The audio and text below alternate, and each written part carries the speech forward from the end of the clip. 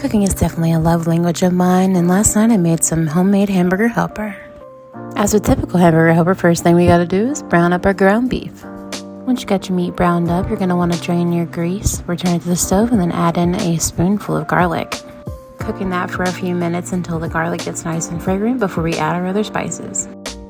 Once fragrant, we're gonna add in the remaining spices: garlic powder, onion powder, a little bit of Tony's Creole seasoning because I add that to everything, a couple dashes of Worcestershire sauce, some chili powder, and a small spoonful of tomato paste. Don't add too much like I'm doing here because I just don't like wasting the whole can.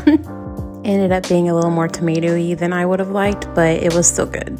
To get this all mixed together, you're going to add in 2 cups of beef broth. I use low sodium beef broth, and 2 cups of milk.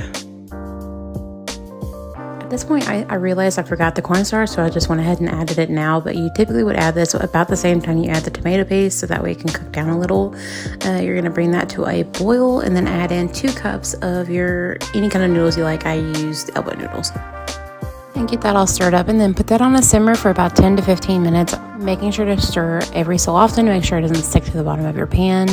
You could use pre-shredded cheese for this, but it melts better if you just shred your own. This is my first time using the shredder that my dad got me for Christmas. Shout out, Dad. Thank you. I shredded up an 8-ounce block of mild cheddar cheese. You can use any cheese you want, I assume. Once your noodles have cooked all the way through, it's time to add in that cheese. Just get that all added in on top and then give it a good stir. Shredding your own cheese will definitely give it a nice creamy texture to it, and it won't be clumpy at all. Added a little parsley for the cute factor, paired with black-eyed peas and some garlic cheese toast, and that was dinner.